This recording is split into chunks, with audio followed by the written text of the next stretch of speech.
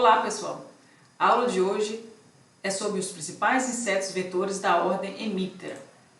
Então quem são os representantes da ordem Hemiptera, pessoal? São os barbeiros e os percevejos, que é um nome popular aí que a gente dá então para esses representantes aí mais importantes da ordem Hemiptera, que nós vamos estudar aqui na aula de hoje, tá? Existem outros, mas serão principalmente os barbeiros e os percevejos que nós vamos abordar aqui na aula de hoje. Bom, como característica geral da ordem Hemiptera, eles possuem então um par de asas hemiélitro e um segundo par de asas membranoso, tá? Então, eles têm dois pares de asas, né? E o primeiro é hemiélitro e o segundo é membranoso. Vou mostrar uma foto para vocês aqui daqui a pouco. Eles são hemimetábulos, ou seja, o seu desenvolvimento ele é dito incompleto, em que o organismo ele passa após a estágio de ovo, diretamente para o estágio de ninfa e depois para o estágio adulto. Eles possuem um aparelho bucal característico que é denominado de rostro. Vou mostrar tudo para vocês aqui na frente, na foto, tá? E eles têm hábitos alimentares bem diversificados. Então, dentro dessa ordem, nós temos insetos que são fitófagos, que se alimentam então de plantas, hematófagos, que se alimentam de sangue, e predadores, que se alimentam então de outros organismos. Eles podem ainda ser ovíparos, ovovivíparos e vivíparos. Então, ovíparos são aqueles em que o embrião se desenvolve dentro do ovo, né? Então, o inseto deposita então os seus ovos no ambiente e ali dentro do ovo, então o embrião vai se desenvolvendo e depois daquele ovo eclode então uma ninfa. Ou eles podem ser ovovivíparos, que são aqueles casos em que os ovos eles ficam aderidos ao corpo da mãe, então eles vão se desenvolvendo ali no corpo da mãe, e quando eles estão prestes a eclodir, a mãe deposita então esses ovos no ambiente, tá? Aí desses ovos eclodem então uma ninfa. Ou eles podem ser vivíparos, que significa então que o desenvolvimento ocorre no corpo da mãe, juntamente com a mãe, tá? A ordem Hemiptera, gente, ela pode ser dividida em três grandes subordens. E a subordem que será abordada aqui durante a aula será a subordem Heteroptera, que é onde se encontram então as famílias de importância médica veterinária, que no caso seria a Reduvidae e a Cimicidae. Então eu vou falar aqui durante a aula dessas duas famílias, ok? Então, iniciando com as características morfológicas então dos Heteropteras, aqui na foto a gente vê um percevejo e a gente já observa aqui claramente a questão do hemiélitro que eu falei lá anteriormente.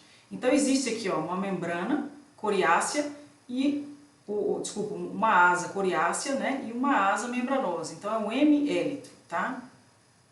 Essas asas então, gente, são características bem particulares, né, dos hemípteras e elas são divididas em três partes, que é a membrana, o córeo e o clavo, tá? Além dessas estruturas, uma estrutura importante também que tem esse aspecto triangular aqui, ó, nos hemípteras, é a presença de um escutelo, de um pronoto e de um clípeo. O clípeo, então, eu vou mostrar mais na frente, vocês vão ver quando eu mostrar o inseto, a foto do inseto ventralmente, vocês vão ver que parece um focinho, tá? Então o clípeo, ele é bem interessante e é uma característica, então, dos barbeiros e dos percevejos. Então aqui já tem a foto de um barbeiro, então ele é bem diferente do percevejo, né? Vocês veem aqui nitidamente essa diferença. E no caso aqui ó, do barbeiro, então, tem esse clípeo e o rosto. Então, olha que eu falei do focinho, ó, parece um focinho mesmo, ó, o clípeo. E o rosto, então, é o aparelho bucal do tipo picador-sugador, né, no caso desse barbeiro aqui, que é o aparelho, né, a estrutura que ele utiliza para se alimentar de sangue, então. Observem aqui novamente que no caso dos barbeiros também existe a presença de asas hemiélitro, olha aqui a presença também do escutelo, né? E no caso, os barbeiros eles podem ter, além dos olhos compostos também, eles têm a presença de ocelos. Então, em hemípteras pode ou não haver ocelo. No caso dos barbeiros aqui, nós observamos que tem dois olhos compostos e dois ocelos, né? E também duas antenas, como aí todo inseto, né? Bom, com relação ao aparelho bucal, então, eu falei anteriormente que os hábitos alimentares são diversificados, né? Então eles podem ser fitófagos, hematófagos e predadores. E o aparelho bucal é diferente em cada caso. Então, por exemplo, no caso de um hemíptera que tem aparelho bucal um fitófago, o aparelho bucal dele, ele é alongado, olha, e ele tem 4 artículos, tá? Então veja bem como é diferente em cada caso. Então o fitófago é muito diferente de um predador, que é muito diferente de um hematófago. No caso do predador, é interessante, olha, observar que o aparelho bucal dele é mais encurvado, tem apenas 3 artículos e não ultrapassa o comprimento da cabeça. Já no caso do fitófago, olha, ele ultrapassa a cabeça e, além da cabeça, o primeiro par de patas. E então, dessa forma, se diferencia também de um hemíptera hematófago. O hemíptera hematófago, então, ele tem um aparelho bucal que é também mais alongado, né, assim como o do fitófago, mas ele é mais curto, olha, ele tem apenas 3 artículos e não ultrapassa o primeiro par de patas. Então, ele é um pouco menor do que o aparelho bucal de um fitófago. Esse hematófago aqui, então, no momento que ele for sugar o sangue de um hospedeiro, ele vai esticar esse aparelho bucal aqui para frente e vai perfurar a pele, então, de um hospedeiro. Ok? Então, aqui para vocês verem as diferenças morfológicas, então, entre os aparelhos bucais de um fitófago, um predador e um hematófago. Bom, vamos estudar aqui, então, obviamente, apenas os hematófagos, tá? Que tem importância na saúde pública. Então, os barbeiros, né, vocês já devem saber que eles são muito importantes na transmissão da doença de Chagas. Nós vamos falar, então, da doença de Chagas aqui. Esses barbeiros, então, eles pertencem à família Reduvidae e à subfamília Triatominae. E vamos falar aqui também dos percevejos de cama, que pertencem à família Cimicidae. Eles são também, então, hematófagos, tá? Iniciando a família Reduvidae.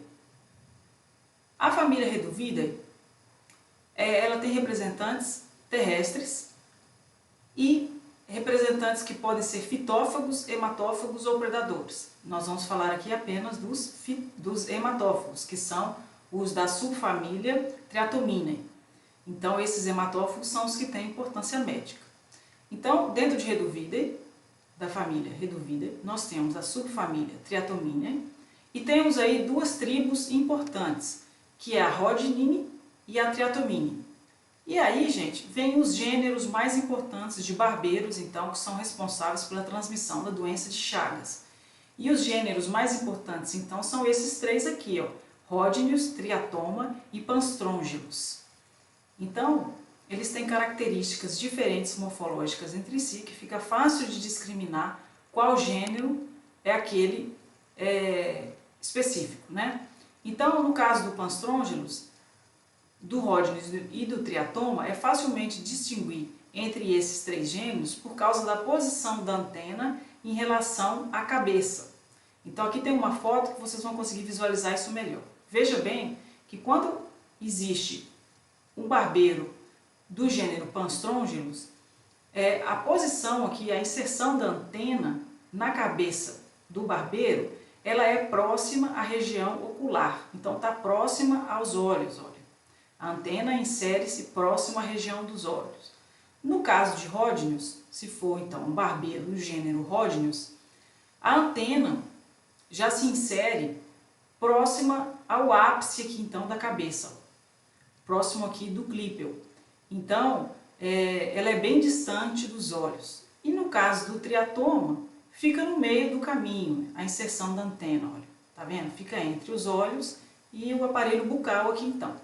Então, dessa forma, a gente consegue facilmente distinguir espécies, então, né, gêneros, né, de barbeiros transmissores da doença de Chagas. Então, todos esses gêneros aqui são gêneros importantes, com barbeiros, então, importantes para a transmissão da doença de Chagas. Então, aqui uma foto de longe, né, mostrando aqui cada um deles. Outra coisa interessante de se observar é que o Panstrongylus ele tem uma cabeça mais robusta do que os demais, olha. E o Rhodinius tem uma cabeça, vamos dizer assim, mais alongada. Mas é muito fácil distinguir, então, os gêneros de acordo com a inserção da antena, com a posição da antena aí na cabeça. Ok? Eles são, então, importantes porque são transmissores da doença de Chagas. E falando um pouquinho sobre a doença de Chagas, então, esses barbeiros eles podem também receber esse nome, gente, que é um nome mais adequado, que seria então triatomíneos, tá? Porque eles pertencem à subfamília Triatomina. Então, como que acontece a transmissão da doença de Chagas? Enquanto o inseto, então, começa a ingerir sangue de um hospedeiro, ele está realizando, então, o repasto sanguíneo. Então, ele está realizando o repasto sanguíneo, ele está se enchendo aqui de sangue, né? No caso aqui, pode ser tanto machos quanto fêmeas, tá?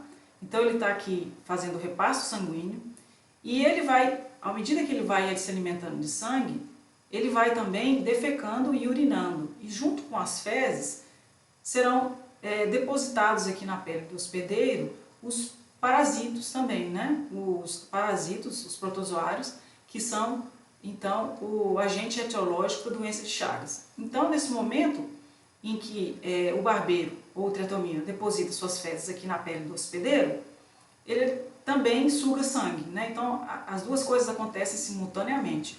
E aí, no momento em que o ser humano, por exemplo, vamos supor que isso aqui é um ser humano, tá? A pele de um ser humano, que ele se coça, ele vai se coçar e ele vai colocar, vai esparramar essas fezes aqui em contato com a região em que o inseto se alimentou, e com isso os protozoários então vão entrar em contato com a corrente sanguínea do hospedeiro. Então é assim que se dá a transmissão, tá, desses protozoários aqui.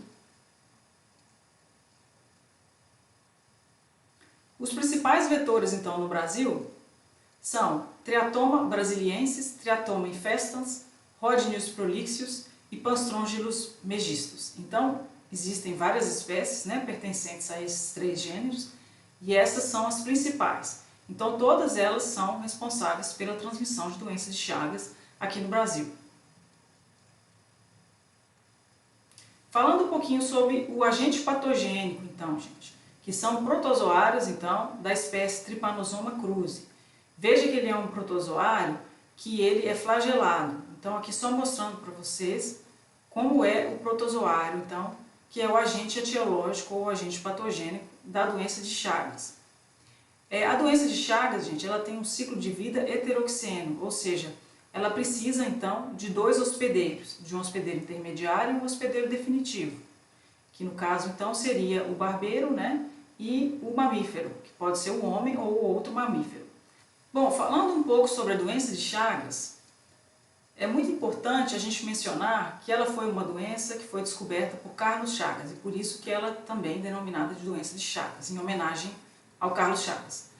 O Carlos Chagas, gente, ele foi o primeiro e o único cientista a descrever uma doença do início ao fim. Então ele descreveu todo o ciclo da doença, desde o vetor, aos hospedeiros, aos sintomas e aspectos epidemiológicos ainda da doença. Então ele é uma pessoa muito importante, tá? Considerada muito importante aí para a medicina e para a descoberta então dessa doença.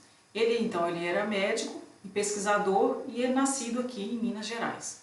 E ele foi pai, gente, de Evandro Chagas, que também foi um outro médico e pesquisador muito importante então na descoberta de algumas doenças. E inclusive ele foi o primeiro a descobrir um caso de leishmaniose humana. No caso aqui eu estou falando do Evandro Chagas, tá? Então, enfim, a família toda aí, ó, cheia de exemplos, grandes exemplos aí de pesquisadores. A doença de Chagas, ela foi isolada pela primeira vez quando Carlos Chagas observou a presença desses protozoários no sangue de uma criança de 2 anos chamada Berenice. Então, a Berenice ela é considerada o primeiro caso humano da doença de Chagas. E a Berenice, gente, viveu 75 anos de idade, ou seja, ela viveu 73 anos com a doença de Chagas. E durante esse processo, durante esse período de 73 anos, o Carlos Chagas coletou também o sangue dessa doença algumas vezes e conseguiu detectar ainda a presença desse protozoário, ou seja, ela viveu realmente durante esse tempo todo com a doença. Essa doença, gente, então isso demonstra que ela vai ter um sintoma em cada paciente. Então, assim, nunca é possível saber quais serão os sintomas que cada paciente irá desenvolver ou quanto tempo de vida, por exemplo, o paciente, quanto tempo ele pode viver portando a doença de Chagas, né? Então, basicamente, ela tem duas fases, que é uma fase aguda, que é sintomática ou assintomática, e tem uma fase crônica, que também pode ser sintomática ou assintomática. No caso, o que a gente observa muito na fase crônica sintomática é que ocorre, então, o aumento do coração e o aumento do esôfago, tá? Ou do estômago. Então, no caso, quando ocorre o aumento do coração, a gente observa essa cardite chagásica, aqui então, no caso, né? Que é o aumento, então, do coração. E observamos aqui nessa foto, né, nitidamente, que o coração desses pacientes aqui aumentaram realmente de tamanho, né? Inclusive, gente, a doença de Chagas, ela é considerada pela Organização Mundial de Saúde como uma das doenças mais importantes relacionadas com a morte súbita, tá? Existem, então, alguns fatores de risco, gente, para se contrair, né, a doença de Chagas. Quais são eles?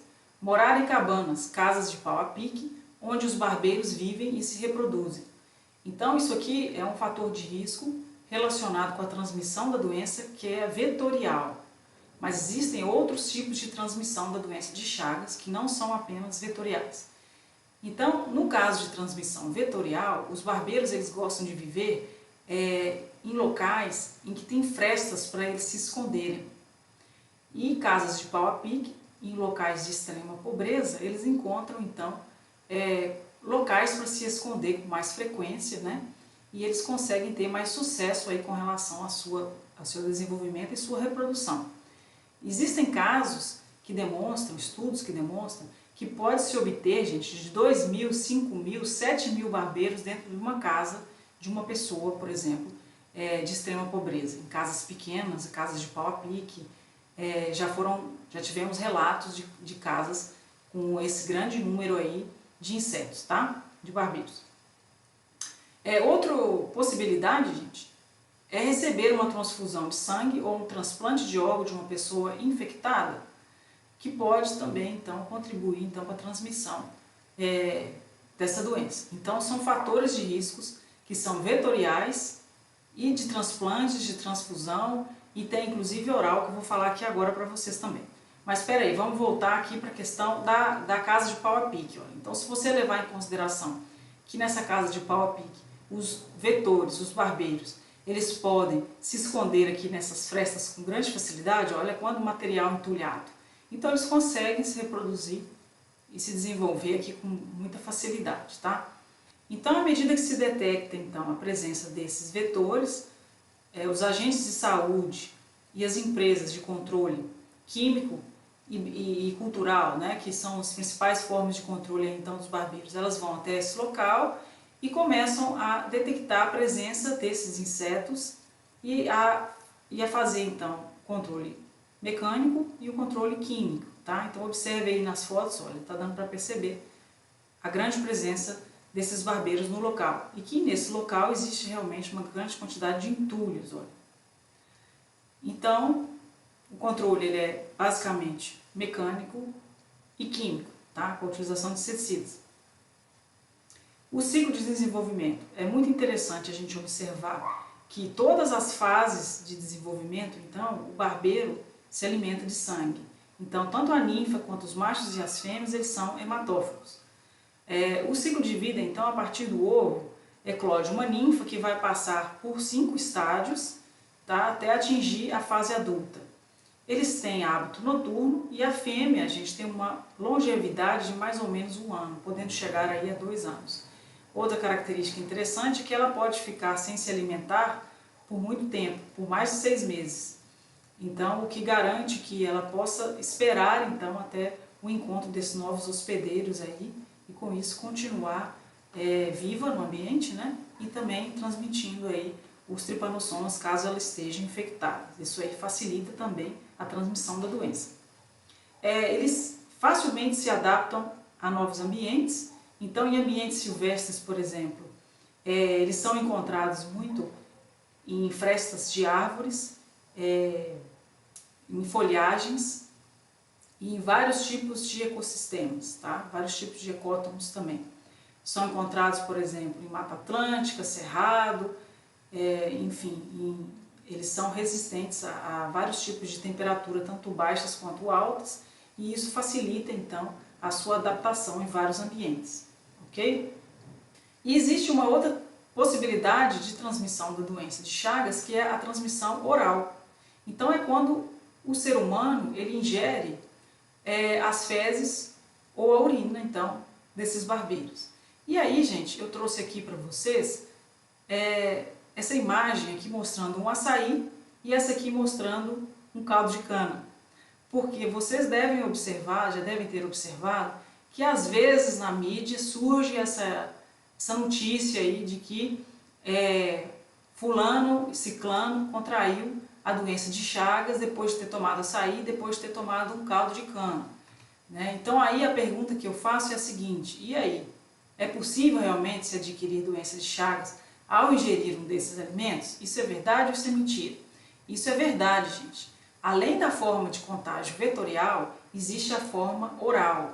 Então, os barbeiros, eles gostam de ficar também escondidos quando eles estão na mata, dentro das folhagens, então, do açaí e da cana-de-açúcar. E aí, no momento que se coleta essa cana-de-açúcar e esse açaí, às vezes coleta-se junto as fezes do barbeiro ou até o barbeiro inteiro. E aí, no meio daquela confusão ali, depois vai ser tudo triturado e acaba sendo triturado também as fezes e os barbeiros, né, que mistura tudo ali, e os protozoários acabam sendo, então, disseminados com facilidade para essas pessoas, esses seres humanos que vão ingerir, então, depois esse alimento. Então, além da transmissão vetorial, tem a transmissão oral e tem a que eu já havia falado aí, ó, de transfusão de sangue e transplante de órgãos. Além disso, existe também a transmissão vertical e a transmissão horizontal. A vertical, então, é durante a gravidez, né, durante o parto, pode ser que a mãe transmita isso para o filho. E a horizontal é com relação a uma pessoa transmitir para outra através de secreções, por exemplo, através do sangue. Então isso também é possível. E olha aí, gente, uma característica interessante é que a transmissão vetorial ela é responsável apenas por 9% da transmissão total das formas de contágio, então. E a maior parte ela é oral, então a maior parte das pessoas que se infectam, que se contaminam então com a doença de Chagas, elas foram adquiridas de forma oral. E em 19% dos casos não é identificada a forma de transmissão. Bom, terminamos aqui então a família Reduvidae, subfamília Triatomina, os barbeiros responsáveis pela doença de Chagas. E agora vamos iniciar então a família Cimicidae. A família Cimicidae compreende então os percevejos de cama, que são esses seres minúsculos aqui com o corpo dorsoventralmente achatado, que possuem asas vestigiais. Então vejam que eles não possuem asas. Eles são também do mesmo modo hemimetábulos, a maioria também é terrestre e eles são hematófagos, por isso que eles têm importância em saúde pública. A sua presença geralmente está relacionada com a falta de higiene. Por quê? Porque eles gostam de ficar principalmente na cama, por isso que recebem o nome de percevejos de cama. E em esconderijos, assim, dentro de casa, em entulhos e perto de azulejo, então nas frestas também. Eles gostam então de se esconder nas frestas. E eles podem sugar então o sangue, né, dos seres humanos, mas podem sugar sangue também de outros mamíferos e até mesmo de aves. Então aqui uma foto exemplificando para vocês, olha, aqui é um colchão e aqui vocês conseguem perceber, olha, a presença então desses percevejos de cama escondidos aqui, ó, na beiradinha do colchão. E aqui o dano que ele pode causar quando ele se alimenta, né? Então aqui no caso a ação irritativa, né, que foi uma reação alérgica, através da espoliação sanguínea aqui, da hematofagia, então. E eles, obviamente, também atingem populações muito altas, né, um grande número aí de se reproduzem muito rapidamente e atingem um grande número dentro de casa. Então a higiene ela é muito importante. Então como que ocorre então o ciclo de vida desses percevejos de cama? A fêmea, gente, ela também tem dimorfismo sexual com relação ao macho, que é facilmente detectável. A fêmea ela tem o abdômen, olha, um pouco mais alongado e tem esse formato de V aqui no final. Olha. O do macho ele já é um pouco mais arredondado.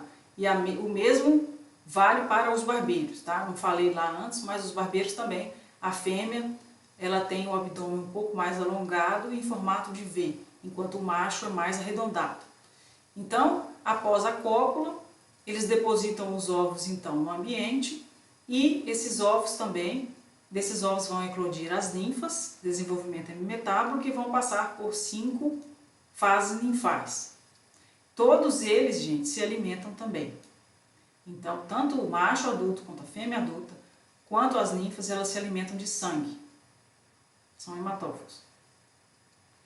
Concluindo aqui, então, qual seria a importância médica relacionada com os percevejos de cama? Os percevejos de cama, gente, eles, então, através da hematofagia, eles causam, então, esfoliação sanguínea, irritação da pele, reações alérgicas, perturbações do sono, e existe a suspeita de transmissão de patógenos, tá? Isso não é comprovado ainda. Existem apenas suspeitas que eles podem, inclusive, transmitir alguns tripanossomas aí. E a infestação desses vetores está fortemente associada às condições socioeconômicas locais. Essa informação aqui já vale também para o barbeiro, né? Como eu disse lá na frente, que os barbeiros eles se estabelecem e se reproduzem com muita facilidade em locais, então, de pobreza, de extrema pobreza, tá? Então essa foi a aula de hoje, eu quero agradecer muito a atenção de vocês e espero que tenham gostado. Muito obrigada!